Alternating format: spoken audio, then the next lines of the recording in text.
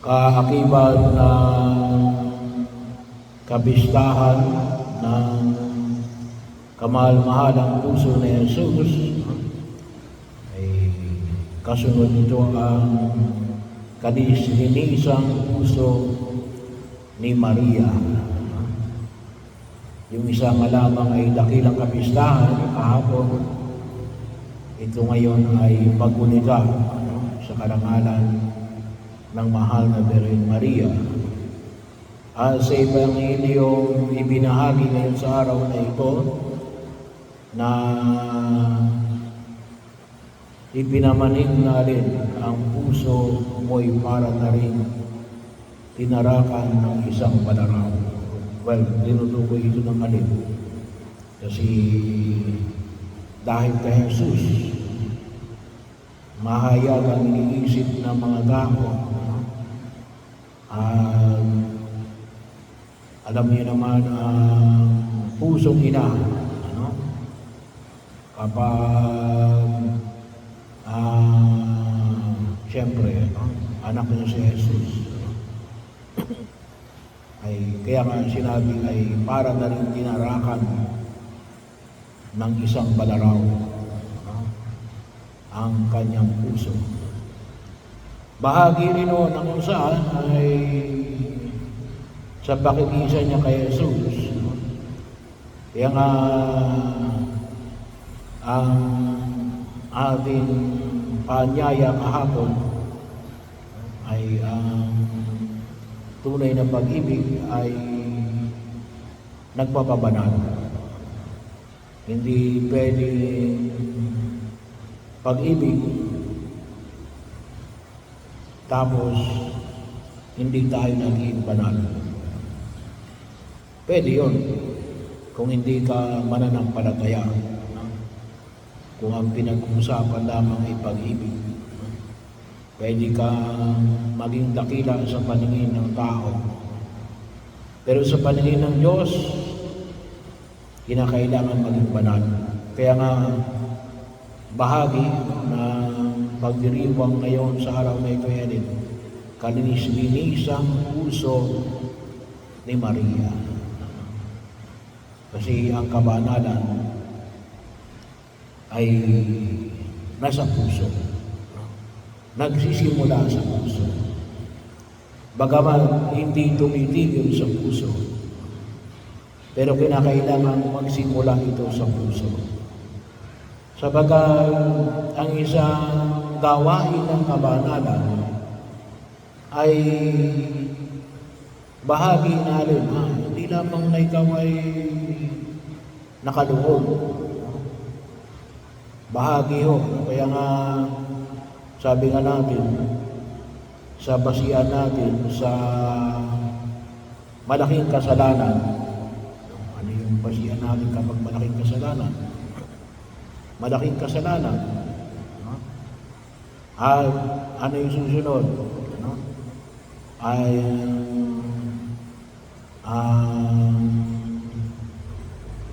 tinatawag natin na may sapat na kaalaman na ito'y malaking kasalanan. At pangatlo, kadayaan. Ika'y malaya na ginawa yung nabanggit na kasalanan. So yun yung masasabi natin, ikaw ay gumawa ng isang malaking kasalanan. Mortal sin. Balik ka rin mo yun. Pag nakikita mo na itong bagay na ginagawa mo ay mabuti,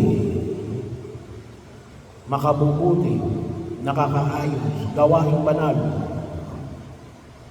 At ikaw ay may sapat na kaalaman na itong gawain na ito ay banal.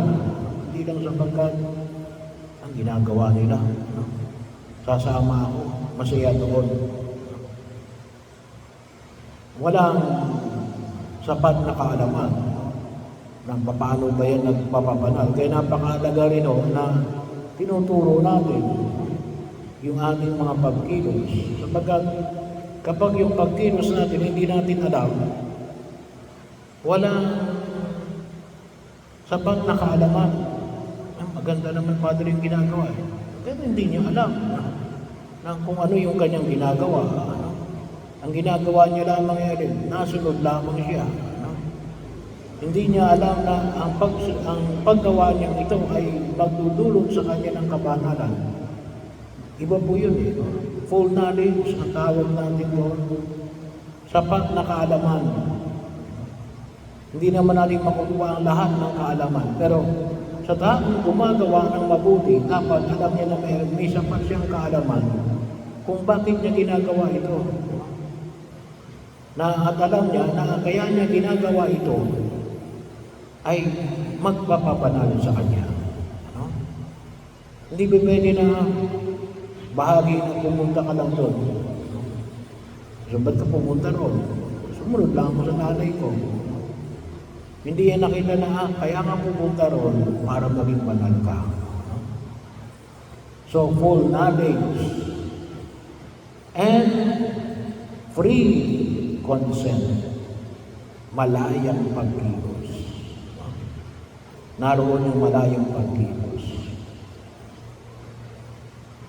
Not out of fear.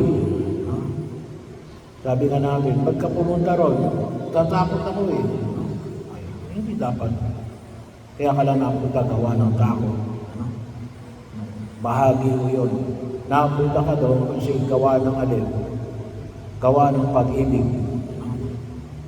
Mas malalim yung kasi takot. Kapag takot lang, ay walang freedom of will doon. And alam natin na talagang itong bagay na ito ay nagpapabanal. Kaya doon nagsisimula yung kalinisan at kabanalan. Kaya mahalaga kung maintindihan natin yung ating ginagawa. Bahagi yun. Hindi lang natin sinasabi na hindi na tayo gagawa kapag hindi natin lubos na naiintindihan. Pero ibig sabihin, dapat binubuksan natin ang aming kaisipan na alin. Lumawak ang aming kaalaman tungkol sa bagay na ito. Sabagat ito yung napakahalagang susi para makita natin yung kabanalan. Kaya nga si Maria, nung makita natin kay Maria, pagninilay, palagi siya nagninilay para maunawaan niya yung mga bagay na ito. Kaya nga, sabi niya, ay parang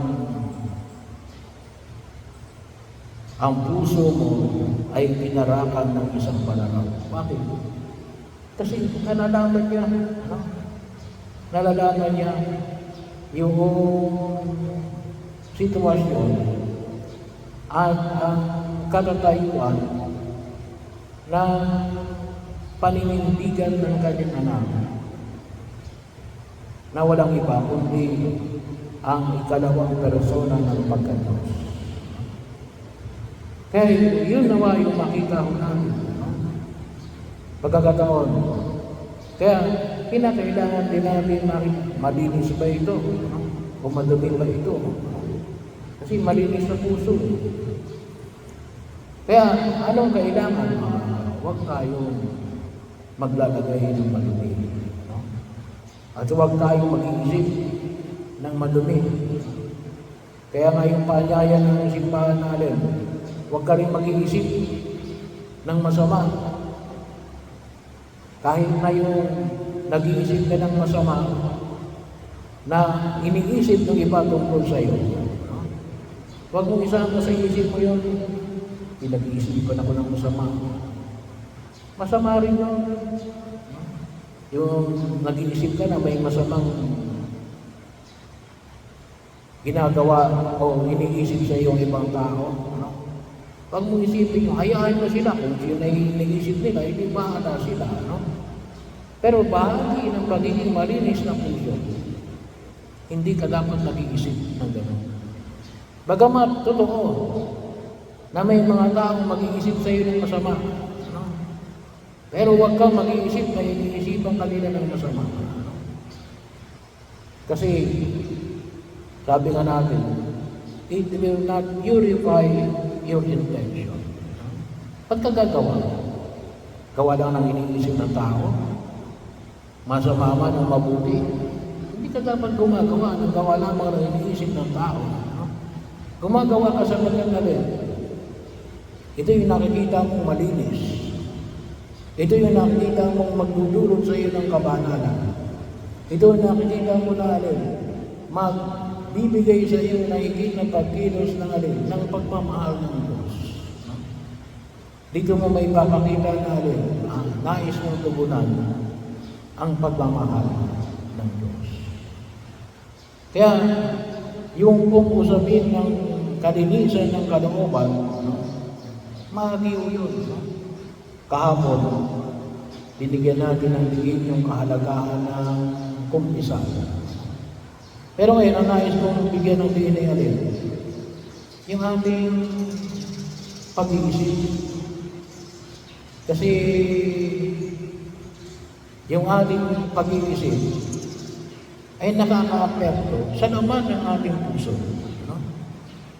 Bahagi yun.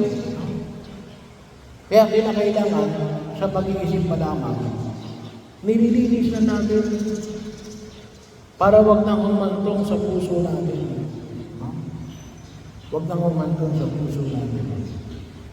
So, yun yung bahagi yun. Naman, hindi yung sinasabi natin na hindi dapat natin malaman ang mga bagay na masama o mabuti. Kinakailangan natin malaman. Pero, sabi nga natin, ay huwag tayong mag-iisip ng masama sa kapwa. At huwag tayong mag-isip na nag-iisip ng masama ang ating kapwa sa atin. Sapagkat unti-unti nung lalasunin ang ating puso. Kaya nga, ipinahayag dito sa Ebanghelyo natin, si Maria, hindi nag-iisip kaya lang, bakit parang na sinabi na ang puso ko ay parang rin tinarakan ng isang balaro. Sapagkat yung kaisipan at pagkilos ng mga Hudyo, lalong-lalo na ng mga Pariseo at Eskriba ng mga punong saserdote, ay magpapakita ng kanilang masamang intensyon kay Jesus. Kaya tsaka lamang doon, magkagarak ng balaraw ang kanyang puso. So kapag tayo nag-iisip ng masama, at kapag tayo nag-iisip na pinag-iisipan tayo ng masama, totoo man o hindi, tinarakan na natin ng balaraw ang ating puso. Sinong nagkarak? Tayo na mismo. Hindi pa nga natin alam kung gagawin nila o hindi. But, yun. Kaya, ang palaging paanyaya sa atin maging malinis. Huwag tayong mag-iisip ng masama.